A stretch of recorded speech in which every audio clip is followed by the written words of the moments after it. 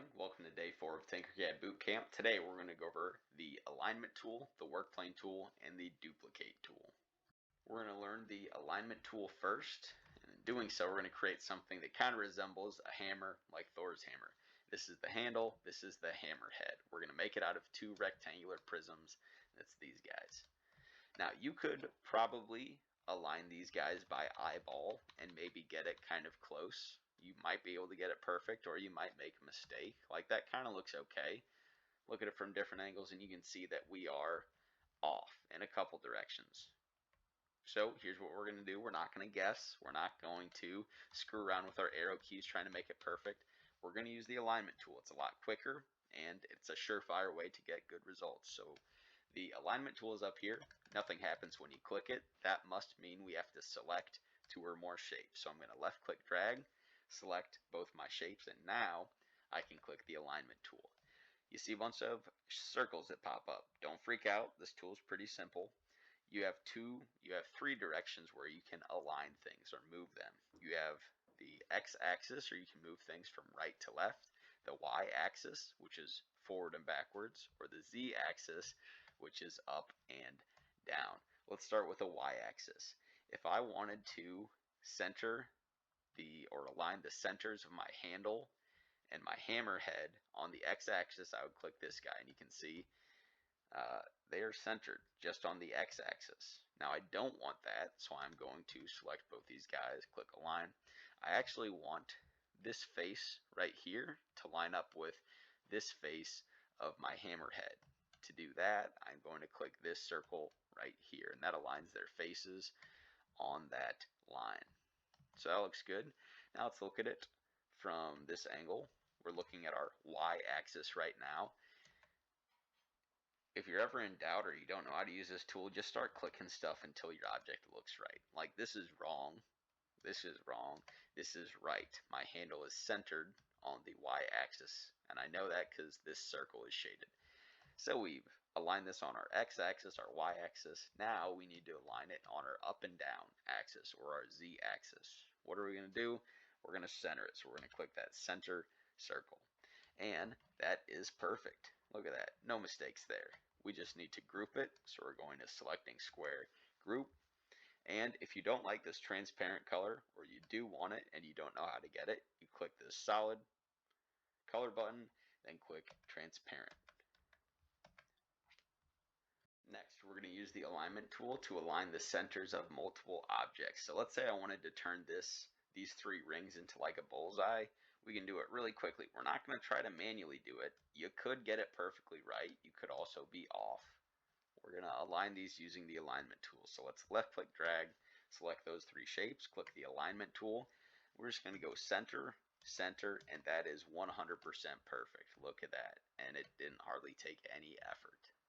Next, we're going to make a comb, like something that you'd comb your hair with, using the duplicate tool. So I already created the back of the comb and 1 tooth. There's a lot of teeth on a comb, so we're not going to come in here and make each individual tooth, right? That would take way too much time.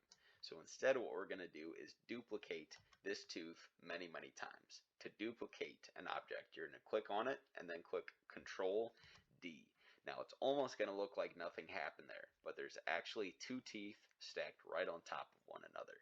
I'm going to use my arrow keys to bump our duplicate over a little bit. See, there's 2. And now watch this. Don't click on anything. We're going to click Control D again. And Tinkercad essentially copies and pastes it over just as much as you moved it the first time. So you can keep on clicking Control D, D, D, D, D, D, D, D, D, until we have a comb full of teeth. Look at that.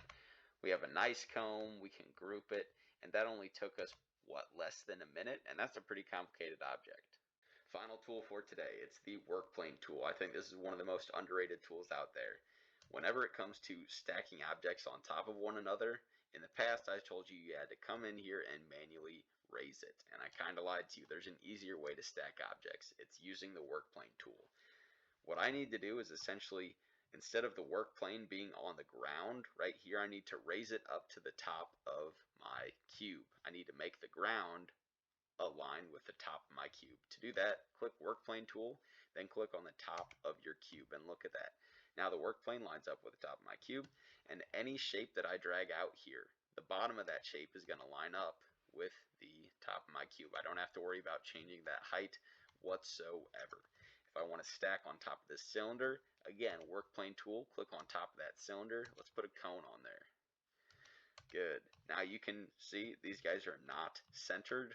They're not aligned. What do I need to do to change that? I'm not going to come in here, try to manually do it. Now we're going to use the alignment tool. So left click drag, select all those shapes, click align. We're going to align their centers here and here. No need to change the alignment on our y-axis because I know they're perfectly stacked on top of one another. To get rid of this orange work plane, because we don't want it there forever, you're going to click work plane, then click on our original work plane so you can see the outline there. Boom, we're done. When it comes to our skee ball machine, today we're going to make these point rings and put the holes in there. We're also going to make this cage right here so the balls don't go up and fly everywhere. Let's start with just the point rings. We're going to create the point rings on our work plane first. They need to end up on this banked or this angled face right here, but for now let's just make them on the work plane. It's going to be easier. There's a few ways to make these rings. You can use this tool right here, and it works. It's the tube tool. Let's scale it up some and make it thinner. Now this wall is pretty thick. They give you some details you can modify over here. Let's see what the walls look like at just 1 millimeter thick. Click enter. Yeah, that looks good. Let's crank those sides up to 64 so it looks more round. That looks good for an outer ring. Let's duplicate this. So click on it, click Control D, and then let's scale it in some. That looks good. Let's double check to make sure our wall is 1. Click 1, enter.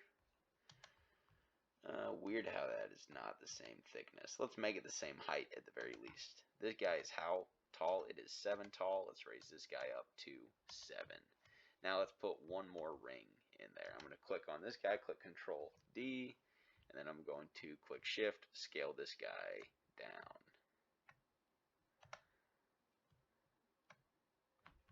I guess we're just using arrow keys for this now.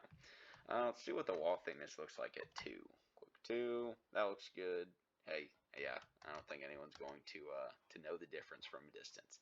So these almost look correct. We need to align them. So let's left click drag, click the alignment tool. They are aligned on the x-axis. We want to align them on the y-axis. Look at that, beautiful. Here's what we're going to do. I need to raise the height of this guy. We said it needed to be 7. Let's group these guys together. So select them all, click Control G, or click this button up here. Now they will move as a unit. Now you want to shrink that down just a hair. Good. Next, we need to take these rings and stick it to this angled face right here. We're going to use the Workplane tool for that. Now, I'll be honest, what I should have done is created that Workplane on that angled face first, and then created this on top of that Workplane. Nothing we can do about it now. What we need to do is tilt this so that the bottom face aligns with our Workplane. Let's start by snapping this to 45 degrees, almost looks right. Snap it there, see if it works. It does not. See, there is space in between there. Let's tilt it a little more. Let's tilt it that much. That almost looks right. I'm going to click D, and that's going to drop it to my work plane. I'm pretty sure. Oh, yeah, that's good. That's what we want. If for some reason you just can't get the degrees right, like see, that is off by just a little bit, just 2 degrees. I'm going to show you how we can fix that in a second. I'm going to leave that there as a mistake. I'll show you how we can fix it. Let's drag this guy up by our machine, and I'm pretty sure, yeah, I'm going to show you how to align this. We need to align it with the alignment tool. We're not just going to estimate it. So we're going to click on this center button right here. That looks almost perfect. Now I told you that this guy was wrong. I'm going to make this body transparent so we can look at it from the side.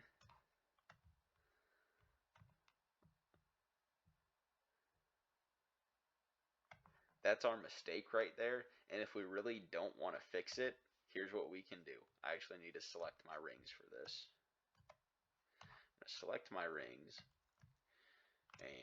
we are going to make them a little bit thicker, and then we're going to push it down into our work plane. So now, whenever I group this, there will be no gap there, and that's because the rings are hitting the surface all around it. Yes, it's not at the correct angle, but the wrong part is pushed into our object. No one will know the difference. So our rings are good. I'm not going to click out of this work plane yet because we want to put holes at the bottom of each ring. That way the ball can go into that hole. So let's come up here, get our cylinder hole, and we'll drag it over here where we can see it. Crank those sides up to 64. And we're going to have to shrink this down quite a bit. Let's see if 7 is good. I'll shrink it down a little more. Let's call it 5. Right now, our hole is not actually going into anything. Let's make this guy solid now. Right, our hole isn't going into anything. So let's make it like 7. We are going to push it into our machine all the way. So I am changing the height of it essentially. I'm going to push it into our machine. We want another hole just like that below it. So let's click Control D, and I'm going to use my arrow keys to bring it down like that. Beautiful. Let's click Control D again, and look at that. We didn't even have to move anything. Let's double check that everything is centered, because those holes could be slightly off. We're left clicking and dragging. Click the alignment tool. Yep, everything is perfect. So let's group it. Let's change the colors of these rings. Right now, they're all the same object, so if I change the color, they all change. What do we need to do? We need to ungroup them. Let's make this guy, now it's a separate object. Let's make this guy red, this guy yellow, and this inner guy green. Beautiful. Now, let's group them together. Perfect. Except, we want to make this multicolor. Last thing we're going to do for today, we're going to put a scoreboard up here. Once again, we're going to use the Workplane tool. We want to put text up here, right? That's where the score is, up here. I need to get rid of this. We need to click Workplane and click on this face. That's where we want our text to be. Drag this text on out here. And here we're going to click where it says text. That's where we can type things. Click backspace. Let's say score 37. Now that's way too big, so we're going to scale it down. We're going to end up centering this anyways, or aligning it. Let's pull it out a little. That's way too much. And let's make it green. We're going to left click drag, align these guys. That looks good. Let's group it. Beautiful. All right, finishing touches tomorrow.